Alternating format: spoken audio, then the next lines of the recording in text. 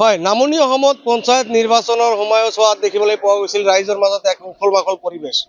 কিন্তু এই পঞ্চায়ত নিৰ্বাচন হৈ যোৱাৰ পিছত যি ফলাফল, এই ফলাফল ঘোষণা হোৱাৰ পিছত কিন্তু যি জয়ী প্ৰাৰ্থীসকল, এই জয়ী প্ৰাৰ্থীসকলক লৈ কিন্তু ৰাইজৰ মাজত এক প্ৰকাৰ আতংকৰ সৃষ্টি হৈছে। কিয়নো এই প্ৰাৰ্থীসকল যেতিয়া জয়ী হৈছে, জয়ী হোৱাৰ পিছত কিন্তু প্ৰতিখন পঞ্চায়তৰ পৰা এই প্ৰাৰ্থীসকল ক'ত গৈছে, ক'ত ইয়াক লৈ এক প্ৰকাৰ ৰাইজৰ মাজত প্ৰতিক্ৰিয়াৰ সৃষ্টি হৈছে। তেনে ক্ষেত্ৰত ইয়াতে উপস্থিত আছে নামনি অসমৰ সংখ্যালঘু সংগ্ৰাম পৰিষদৰ সভাপতি আব্দুল বাৰেক ফকীৰ। তেখেতৰ পৰা মই অলপ মন্তব্য ল'বলৈ চেষ্টা কৰিম। হয়, কি ক'ব? হয়, আপোনালোকে জানে যে আমি নামনি অসম সংখ্যালঘু সংগ্ৰাম পৰিষদ চমুকৈ NASSP-এ প্ৰত্যক্ষ আৰু পৰোক্ষভাৱে যিহেতু আমি ৰাজনীতিৰ লগত জড়িত নহয়, কিন্তু আমি সমাজৰ উন্নয়নমূলক কাম কাজত আমি ৰাইজৰ মাজত দিনে ৰাতি ঘূৰি ফুৰি যিখিনি জানিবলৈ পালোঁ, এইখিনিত আমি দেখিবলৈ পাইছোঁ যে প্ৰতি বছৰত কিন্তু আমি পঞ্চায়ত নিৰ্বাচনত আমি দেখিবলৈ পাওঁ যে যিখিনি মানুহে জয়ী হয়, যিখিনি ৱাৰ্ড সদস্যৰ পৰা আৰম্ভ কৰি আপোনাৰ জিলা পৰিষদলৈকে যিখিনিয়ে আপোনাৰ নিৰ্বাচনত জয়ী হয়, তেওঁলোকৰ মাজত আৰু ৰাইজৰ মাজত কিন্তু ব্যাপক ধৰণে আনন্দ উল্লাসৰ এক জোৱাৰ দেখিবলৈ পোৱা যায়। কিন্তু এইবাৰ আমি দেখিবলৈ পাইছোঁ যে ৱাৰ্ড সদস্যসকল আৰু আপোনাৰ আঞ্চলিক সদস্যসকল, বিশেষভাৱে গাঁও পঞ্চায়তৰ যিসকল ৱাৰ্ড সদস্য ইতিমধ্যে জয়ী হৈছে, তেওঁলোকক লৈ কিন্তু ৰাইজৰ মাজত ব্যাপক ধৰণে চৰ্চা অব্যাহত ৰাখিছে। আৰু বিশেষভাৱে অকল চৰ্চাই নহয়, ৰাইজে আতংকময় পৰিৱেশ এটা মানে বিৰাজ কৰিবলগীয়া হৈছে।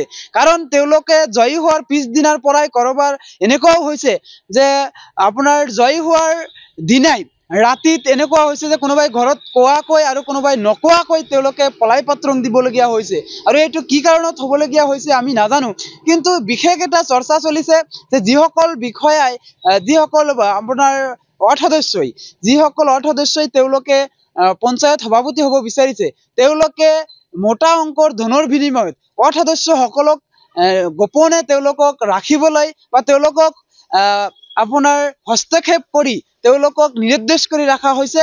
আৰু তেওঁলোকক লৈ তেওঁলোকে সভাপতি নিৰ্বাচিত হোৱাৰ কাৰণে প্ৰচেষ্টা অব্যাহত ৰাখিছে।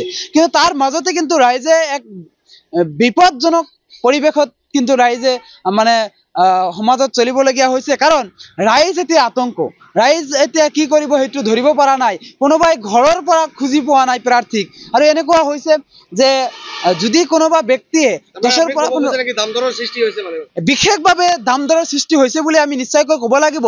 আমাৰ হাতত এনেকুৱা অভিযোগ উত্থাপন হৈছে যে কোনোবা ৱাৰ্ড সদস্যক 5ৰ পৰা 10-15 লাখলৈ দাম দৰ কৰা হৈছে। আৰু তেওঁলোকক পঞ্চায়ত সভাপতি নিৰ্বাচন কৰাৰ কাৰণে তেওঁলোকক প্ৰেছাৰ ক্ৰিয়েট কৰা হৈছে। গতিকে আমি দাবী উত্থাপন কৰিছোঁ, যিসকল ৱাৰ্ড সদস্যক ইতিমধ্যে গোপন কৰি ৰখা হৈছে, যিসকলক নিৰ্দেশ কৰি ৰখা হৈছে, সেইসকলক ইতিমধ্যে ৰাইজে বিচাৰি আছে। গতিকে জিলা আয়ুক্ত মহোদয়ক আমি নামনি অসম সংখ্যালঘু সংগ্ৰাম পৰিষদে আমি আহ্বান জনাইছোঁ যে অতি সোনকালে সেই সদস্যসকলক ঘৰত পঞ্চায়ত দিয়াৰ ব্যৱস্থা গ্ৰহণ কৰিব লাগে। আৰু বিশেষভাৱে এই যিসকল ব্যক্তিয়ে এইবিলাক কাণ্ড সংঘটিত কৰিছে, তেওঁলোকৰ ওপৰত আইনগত ব্যৱস্থা গ্ৰহণ কৰিব লাগে। হয়, নিশ্চয়কৈ ক'ব লাগিব, যিহেতু যি পঞ্চায়ত নিৰ্বাচন, এই পঞ্চায়ত নিৰ্বাচনত যি প্ৰাৰ্থীসকল আছে, যি এইবাৰ কিন্তু সদস্য পদৰ প্ৰাৰ্থী, যি ৱাৰ্ড সদস্যসকল কিন্তু নিৰ্দলীয় প্ৰাৰ্থী। এখেতৰ নিৰ্দলীয় প্ৰাৰ্থী হৈ পেলাই এখেতে কিন্তু সভাপতি গঠন কৰিব। সেই ক্ষেত্ৰত কিন্তু পলায়ন পত্ৰ কৰিব লগা হৈছে এই ৱাৰ্ড সদস্যসকল।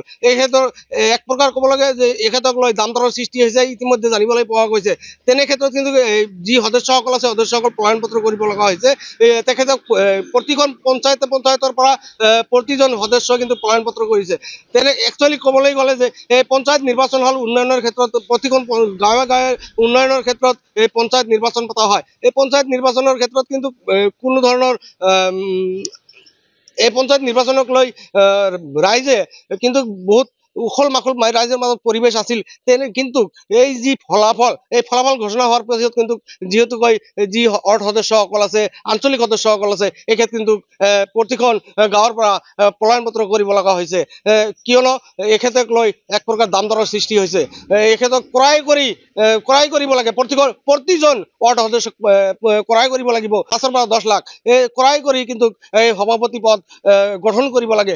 তেনে ক্ষেত্ৰত এই নামনি অসমৰ প্ৰতিখন পঞ্চায়তত কেনে ধৰণৰ উন্নয়ন হ'ব ইয়াক লৈ কিন্তু এক প্ৰকাৰ ৰহস্যৰ মাজত ইয়াক লৈ যিহেতুকৈ দাম দৰৰ সৃষ্টি হৈছে তেনে ক্ষেত্ৰত অসমৰ মুখ্যমন্ত্ৰী হিমন্ত বিশ্ব শৰ্মা কেনে ধৰণৰ পদক্ষেপ গ্ৰহণ কৰিব সেয়া হ'ব সময়ত লক্ষণীয় যিকোনো খবৰৰ বাবে যোগাযোগ কৰক 7099017330 লগতে 7099017110 নম্বৰত